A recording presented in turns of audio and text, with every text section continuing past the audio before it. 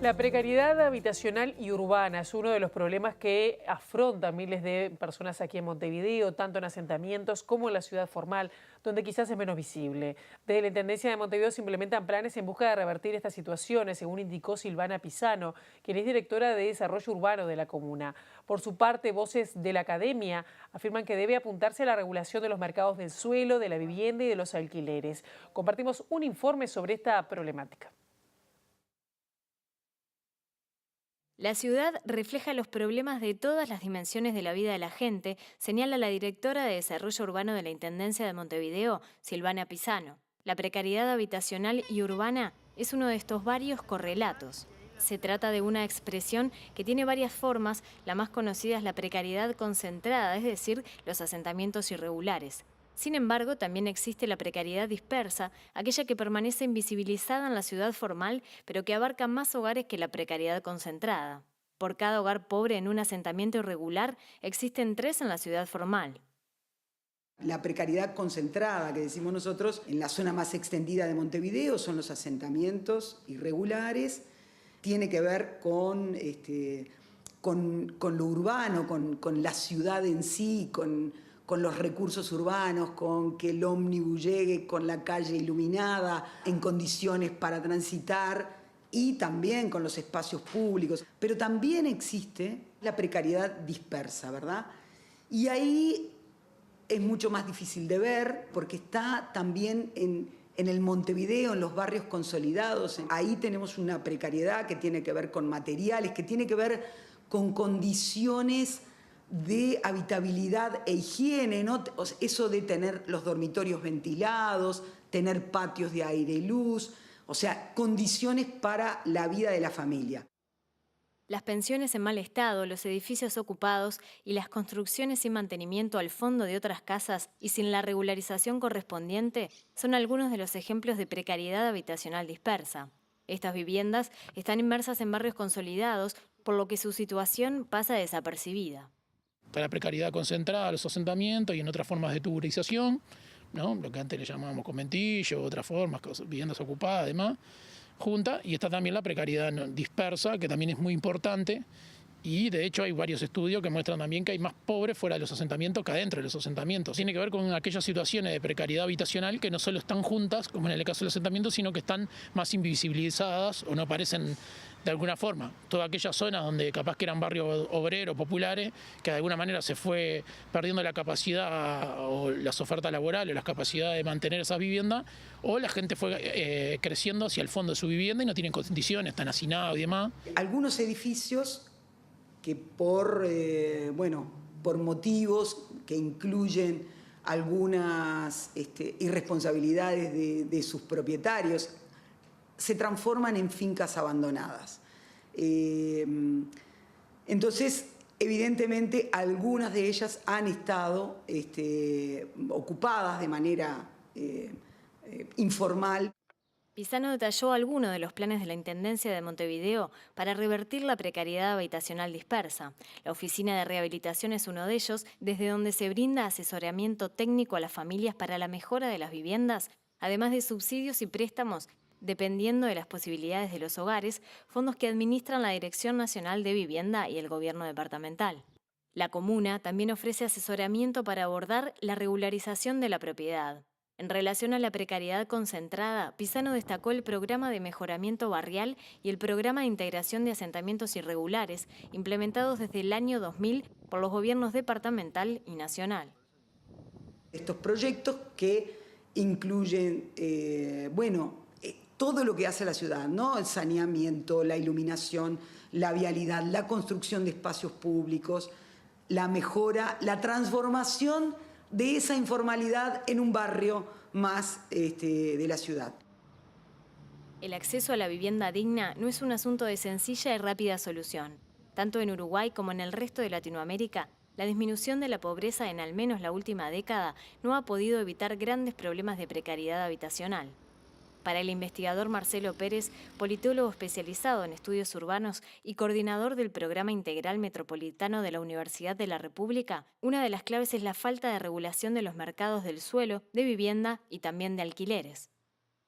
No hay políticas de regulación y de o hay y son insuficientes, que de alguna manera se metan con el componente suelo, con el acceso al suelo, el acceso y el mantenimiento del suelo. Entonces, en la medida que eso no esté, la brecha, que se llama la brecha urbana, crece. También podríamos hablar del mercado de la vivienda, porque es verdad que parte de lo que ha crecido en este tiempo de crecimiento económico y social ha sido la especulación inmobiliaria, el uso del suelo. Uno camina por Montevideo, por otra ciudad de América Latina, y ve cuánto aumentaron las oficinas para negocio, y sin embargo están todas vacías. Lo que pasa es que el negocio es previo, ¿no? El negocio no es la ocupación, es el negocio financiero, ¿no? La regulación, por ejemplo, del mercado de alquileres, otro problema, otra arista vinculada a los mercados. Y hoy para una familia gasta mucho más del 30% de sus ingresos, que es lo que prevé el ministerio, ¿no?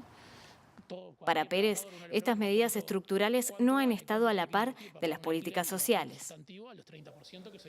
Entre los cambios que ha experimentado Montevideo y otras ciudades de la región se encuentra la segmentación territorial. Una de sus caras son los barrios privados, en donde la segregación no es padecida, sino elegida. Sobre este asunto trata la segunda parte de este informe especial de vivienda. Al igual que varias ciudades latinoamericanas, Montevideo ha experimentado en las últimas décadas un proceso de fragmentación y segmentación social que se expresa en el territorio de múltiples formas. Montevideo sigue aún expresando, ¿no?, territorialmente una desigualdad que sin duda que se ve en la diferencia entre la costa y la periferia, ¿no?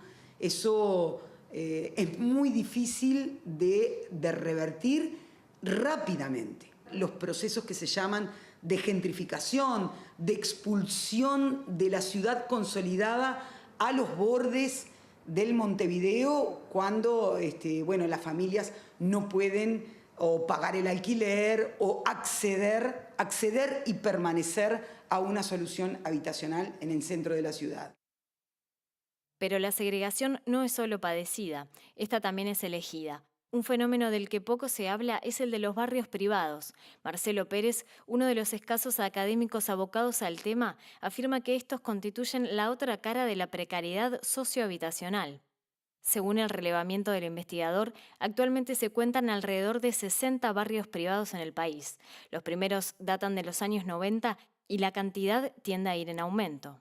En Montevideo, según el investigador, por normativa municipal no existen formalmente barrios denominados privados, pero se cuentan al menos 5 barrios semiprivados o barrios jardín en la zona de Carrasco Norte.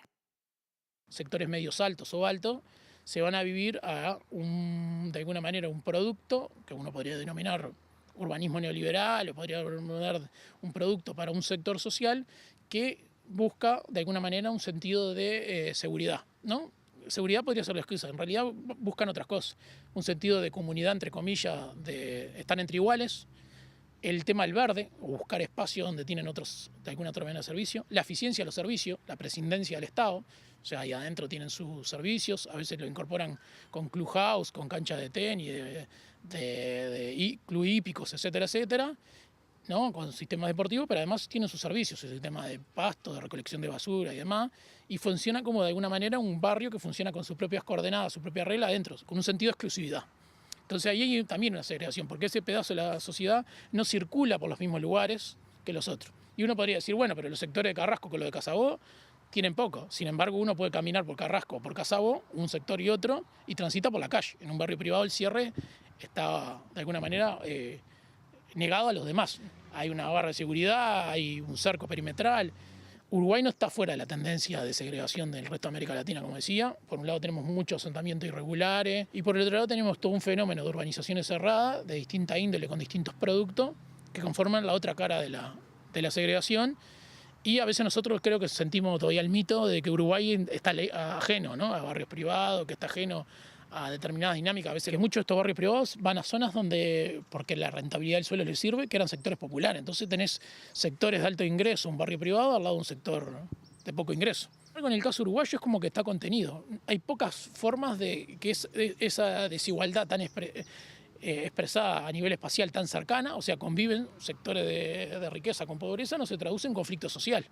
Y eso tiene que ver con que acá todo se tramita de alguna manera, que es parte de lo que estoy trabajando, de forma como amortiguada, ¿no? Si uno pudiera citar al gran Carlos de Radazúa, decía, ¿no?, la sociedad amortiguadora Uruguay. Bueno, con ese tipo de cosas, donde eso oxena, de alguna manera, tener una cancha de golf enfrente y vos en tu casa tenés una casa de bloque o de techo liviano, sin embargo no sucede un fenómeno de explosión. Muchas veces los sectores populares que viven cerca son la mano de obra para esos sectores de ingreso, con una característica que yo le llamo vecino patrón, porque viven al lado, pero son los patrones, ya no es más la empleada doméstica que va a Carrasco desde Casaboa. Hay dinámicas de lo que se podría llamar como de beneficencia o algunas más sofisticadas responsabilidad social. O sea, me intervengo sobre la comunidad, pongo plata para el CAIF, pongo plata para el club de baby fútbol, pongo plata de gozo y genero dinámicas que son como de aporte a la comunidad, a los sectores, pero son dinámicas que en el fondo también ponen de manifiesto que esas desigualdades no entran en discusión.